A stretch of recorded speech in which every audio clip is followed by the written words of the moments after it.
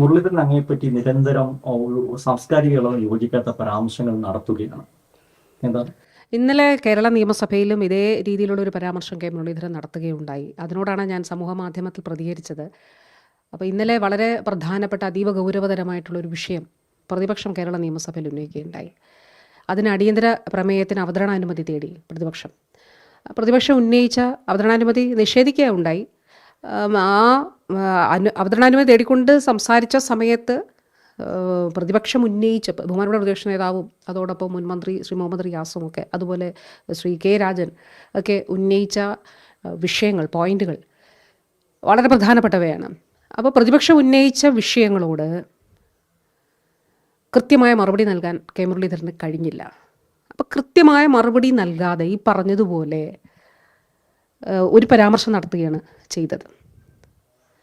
അപ്പോൾ ആ പരാമർശത്തോട് ഞാൻ ഫേസ്ബുക്കിൽ പ്രതികരിച്ചപ്പോൾ ഇത്തരത്തിലുള്ള ഒരുപാട് പരാമർശങ്ങൾ മന്ത്രിയായിരിക്കുമ്പോൾ ആ വ്യക്തിപരമായ അധിക്ഷേപങ്ങളൊക്കെ നടത്തിയ വ്യക്തികളിൽ ഒരാളാണ്. അന്ന് മന്ത്രി സ്ഥാനത്ത് ഇരുന്നതുകൊണ്ടുകൂടി മൗനം പാലിച്ചു.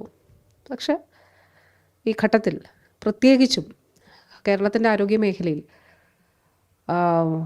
പകർച്ചപ്പനി വളരെ വ്യാപകമാകുന്ന ഒരു ഘട്ടത്തിൽ ഇത്തരത്തിൽ നിസ്സാരമായ കാര്യങ്ങളെ സമീപിക്കുന്ന ഒരു രീതി. ഇപ്പോൾ ആദ്യം എന്താണ് പ്രതിപക്ഷം പറഞ്ഞത്? നമുക്ക് ഒറ്റക്കെട്ടായിട്ട് പ്രതിരോധിക്കാം, അല്ലേ? ഒറ്റക്കെട്ടായിട്ട് എല്ലാവിധമായിട്ടുള്ള പിന്തുണയും മനസ്സോടെ ഒറ്റക്കെട്ടായി നിപ്പ വന്നപ്പോൾ നമ്മൾ അങ്ങനെയാണ് പറഞ്ഞത്. കെട്ടായി കേരളത്തിന് പ്രതിരോധം തീർക്കാമെന്നാണ് പറഞ്ഞത്. പക്ഷെ നിസ്സാരവൽക്കരിക്കുന്ന ഒരു സമീപനമാണ് നമ്മൾ കാണുന്നത്. അപകടകരമാണ്, അത്യന്തം അപകടകരമായിട്ടുള്ളൊരു കാര്യമാണ്. അപ്പോൾ അതിനോടുള്ള പ്രതികരണത്തിൽ ഡേറ്റ സഹിതം ചില കാര്യങ്ങൾ പറയുകയുണ്ടായി. അതോടൊപ്പം കെ മുരളീധരൻ്റെ ഉത്തരവാദിത്തം മറക്കണ്ട. വിടുവായത്തം നിർത്തിയിട്ട് കാര്യങ്ങളെ നിസ്സാരവൽക്കരിക്കാതെ 30 ദിവസത്തിനുള്ളിൽ 87 പേർ ഇന്നലെ മരണപ്പെട്ടൊരു സാഹചര്യത്തിൽ, പനി ബാധിച്ച് മരിച്ചൊരു സാഹചര്യത്തിൽ വകുപ്പിനെ ഏകോപനത്തോടെ നയിച്ചുകൊണ്ട് ജനങ്ങളുടെ ആശങ്ക അകറ്റണം.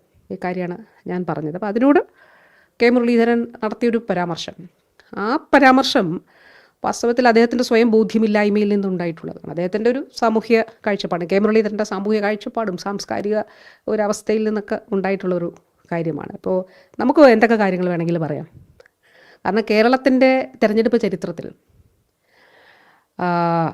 ഏറ്റവും കൂടുതൽ റെക്കോർഡുകൾ ഇട്ടൊരു വ്യക്തിയാണ് കെ മുരളീധരൻ. അപ്പോൾ തെരഞ്ഞെടുപ്പ് തോൽവിയുടെ ചരിത്രത്തിൽ തന്നെ ചരിത്രം സൃഷ്ടിച്ച ആളാണ്. മന്ത്രിയായതിന് ശേഷം ഉപതെരഞ്ഞെടുപ്പിനെ നേരിട്ടപ്പോൾ തോൽവി നേരിട്ട ആൾ ആരാണെന്ന് ചോദിച്ചാൽ കെ മുരളീധരനാണെന്ന് എന്നാണ് ഉത്തരം. അത് നമ്മൾ പറയുന്നില്ലല്ലോ. അതോടൊപ്പം ഇപ്പോൾ തിരുവനന്തപുരം മുതൽ അങ്ങ് വയനാട് വരെ പല മത്സരങ്ങൾ, പല തെരഞ്ഞെടുപ്പുകൾ, പല നിയമസഭാ മണ്ഡലങ്ങൾ നിന്ന് പരാജയപ്പെട്ട വ്യക്തി ആരാണെന്ന് ചോദിച്ചാൽ ഉത്തരം കെ മുരളീധരൻ എന്നുള്ളതാണ്.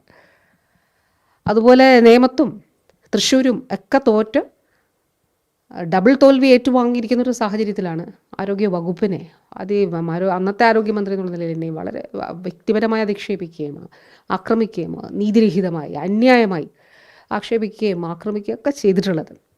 അപ്പോൾ ഇതൊന്നും നമ്മൾ പറയുന്നില്ല. അപ്പോൾ അദ്ദേഹം നടത്തിയ പരാമർശങ്ങൾ, കെ മുരളീധരൻ നടത്തിയ പരാമർശങ്ങൾ സംബന്ധിച്ചു അത് നമ്മൾ ആ നിലയിൽ പറയുന്നില്ലല്ലോ, ആ നിലയിൽ നമ്മൾ പ്രതികരിക്കുന്നില്ല. അപ്പോൾ ഈ പറഞ്ഞതുപോലെ ഒരു തവണയല്ല, 100 തവണയല്ല, 1000 തവണ പറയേണ്ട കാര്യങ്ങൾ പറയുക തന്നെ ചെയ്യും. അതിൽ യാതൊരു തർക്കവുമില്ല. കേരളം പകർച്ചപ്പനിയുടെ പിടിയിൽ അകപ്പെട്ടിരിക്കുമ്പോൾ ഏത് പനിയാണ് എന്നുള്ളത് പോലും ചിലരുടെ കേസുകളിൽ കണ്ടെത്താത്ത സാഹചര്യമാണ് ഉള്ളത്. അത് ഡെങ്കിപ്പനിയാണോ, അത് എലിപ്പനിയാണോ, അതല്ല അത് കോവിഡാണോ എന്ന് ഏത് പനിയാണ് എന്നുള്ളത് തിരിച്ചറിയപ്പെടുന്നില്ല. ഇനി അതല്ല ഷിഗല്ലയാണോ എന്നുള്ളത് പോലും ചില കേസുകളിൽ കണ്ടെത്താത്ത സാഹചര്യമുണ്ട്. അപ്പോൾ അത് അത്യന്തം അപകടകരമായിട്ടുള്ളൊരു സാഹചര്യമാണ്. അപ്പോൾ ഇത്തരത്തിൽ നിസ്സാരമായി കാര്യങ്ങളെ കണ്ടുകൊണ്ട് മുന്നോട്ട് പോവുക എന്നുള്ളത് കേരളത്തിൻ്റെ ആരോഗ്യ മേഖലയെ സംബന്ധിച്ചിടത്തോളം ഒട്ടും ഉചിതമായിട്ടുള്ളൊരു കാര്യമല്ല. ജനങ്ങളുടെ ആശങ്ക അകറ്റിക്കൊണ്ട് വളരെ ശക്തമായി വകുപ്പ് ഒറ്റക്കെട്ടായി പ്രവർത്തിക്കേണ്ട ഒരു സാഹചര്യമാണ്. അതിലേ തന്നെ മുന്നോട്ട് പോകണം. അതെ, ഏതാണ്ട് എല്ലാ ജില്ലകളിലും ഷിഗല്ല കേസുകൾ റിപ്പോർട്ട് ചെയ്തു.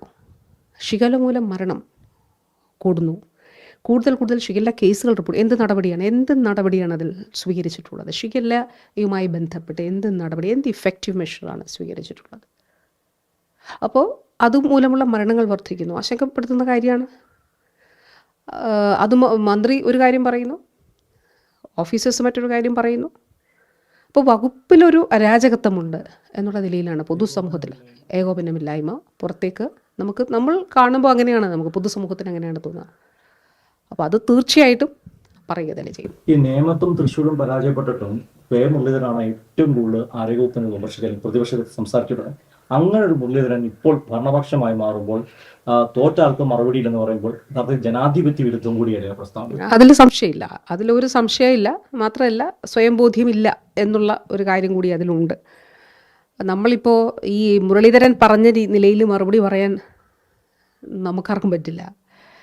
അത് മുരളീധരൻ്റെ കാഴ്ചപ്പാടും മുരളീധരൻ്റെ ഒരു മാനസികാവസ്ഥയും മുരളീധരൻ്റെ സാമൂഹിക കാഴ്ചപ്പാടും ഒക്കെയാണ് അതിൻ്റെ ഭാഗമായിട്ടുള്ളത്.